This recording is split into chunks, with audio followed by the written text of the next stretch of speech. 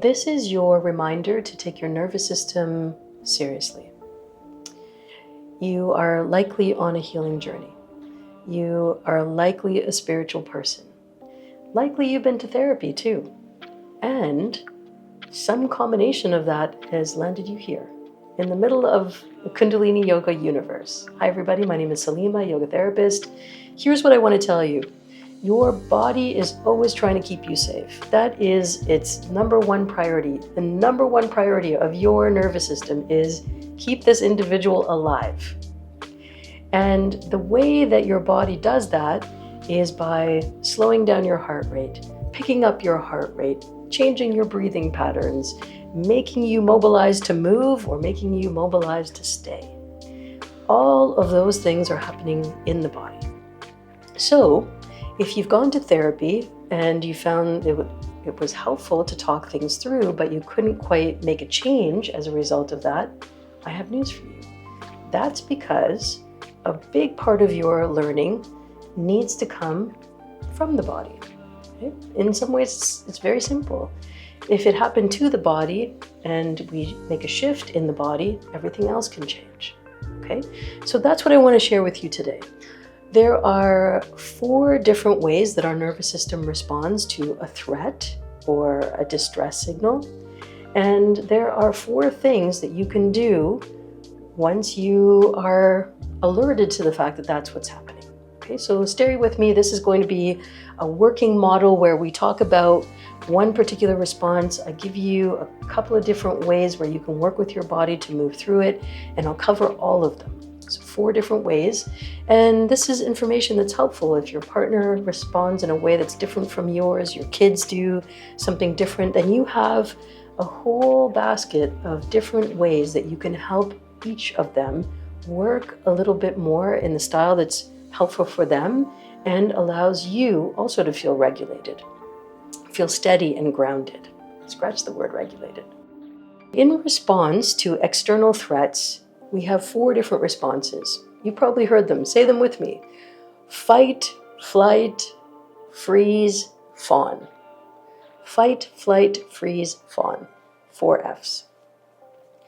The first one, fight. This is where you see the threat coming and you're mobilized to argue, you're mobilized to throw stuff, you're mobilized to go on the defensive. And that's well within your right. And at the same time, we all know that there's some moments where that's not appropriate. In fact, many where going full on with how you feel is probably going to end up causing more trouble.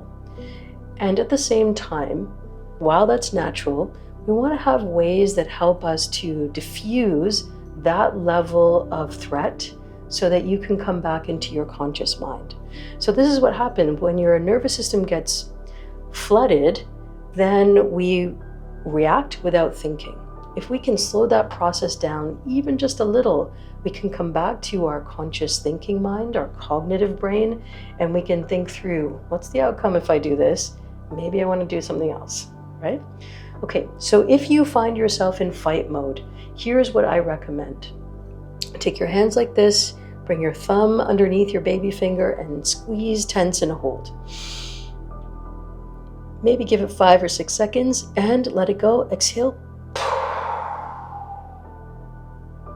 2 more. Squeeze, tense, hold. Exhale. 1 more time. Inhale.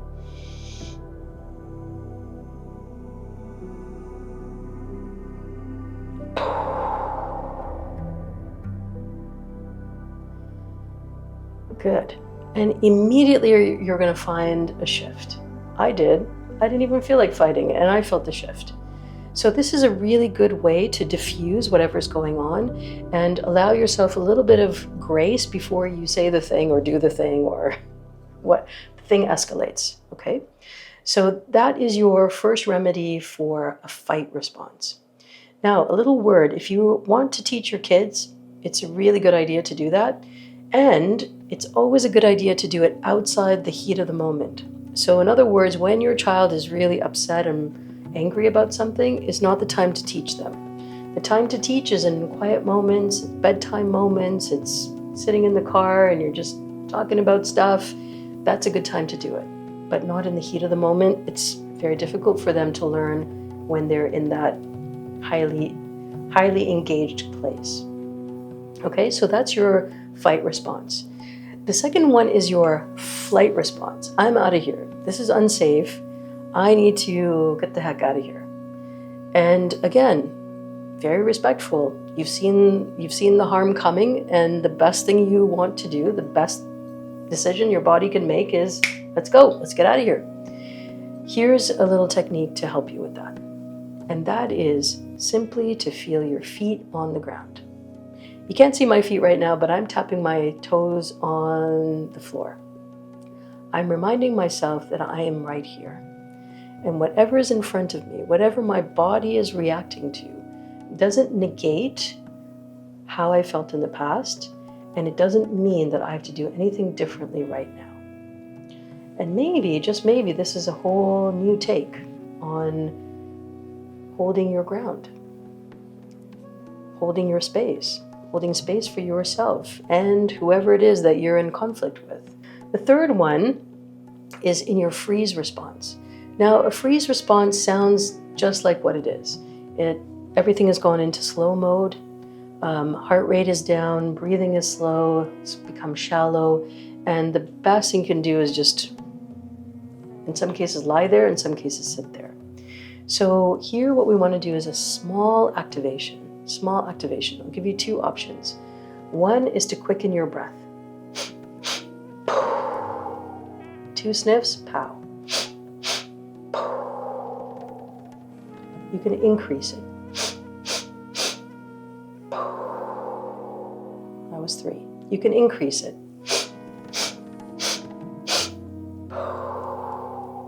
That was 4. You can start very small, just 2. And as you work up to feeling a little more enlivened, a little more defrosted, you may add more, and then feel eventually like, okay, I can sit up, or I can make a move to go to the bathroom, or I can make a move to acknowledge somebody else's presence. Okay, so you want to start off short, and then as you come back to your conscious awareness, then you can add a few more counts. Okay, so that's number 3. The final one is when you fawn. Now, fawning is when you have assessed that there's danger, and your option, the option that's being presented to you by your body, is to go and calm the other person down.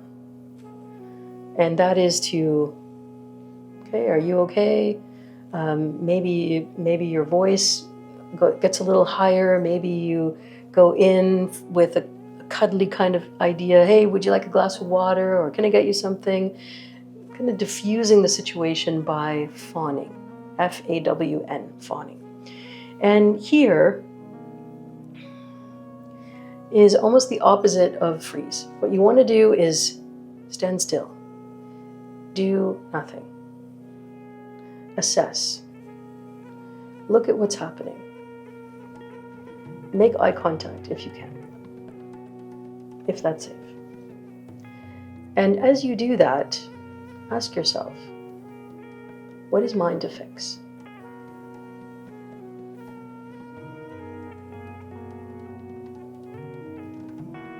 And maybe it's nothing. Maybe in that moment where you've collected yourself, you could say something like, you know what? Let's come back to this later. You know what? I need to think about this. You know what? I'm out of words. Any kind of combination of those things. Any kind of combination of those things. Now, I want to say a few things here. First of all, none of these techniques are here to require you to tolerate somebody else's bad behavior. If there's a threat of harm against you, your children, your property, your sense of self, these are not the techniques. We need to escalate. These techniques are when you are in situations with people who you know are trustworthy, who you have some history with, and who you're willing to do a little bit more navigating and negotiating with, okay? If you are in a harmful, abusive situation, you can use these to patch yourself through, but it's not the long-term fix. There are bigger things that need to be changed. To help you think about what your body is signaling to you and how you can maneuver through in a slightly different way to bring about different kinds of outcomes. Whatever you're feeling, it's legitimate. Whatever you're feeling, you are okay to feel. What is important is that you find other ways to work with the dynamics around you and find ways to shift. And if this was of help to you, then I'm grateful that you listened. Do something, share this with a friend who may need it. You can like, you can subscribe, you can comment. All of that is really helpful. It's helpful so that other people can see what you resonated with and what other things it brought up for you. And it lets other people know that you're not alone, that we are not alone handling all of this. So go ahead and try out those different techniques. Come back, refresh whenever you need to. And remember, I'll see you in the next video. If you're looking for more content like this, please check out Harmony Within, my group mentoring program. We work together in a group format to learn these techniques. The second one is Kundalini Yoga training. When you are ready to take a deep dive for all of this content for yourself, for the technique of Kundalini Yoga, not just the content, but the technique, not just the postures, but the philosophy behind it, not just the philosophy behind it, but the history behind it, and how you can apply it and use it in different places in your life, Kundalini Yoga training is for you. I'd love to see you in a discovery call so that we can get to know each other and see how this program would serve you and your community and your family. Let's do all that together. Links are below. Love to see you, and thank you for tuning in. I'll see you next time.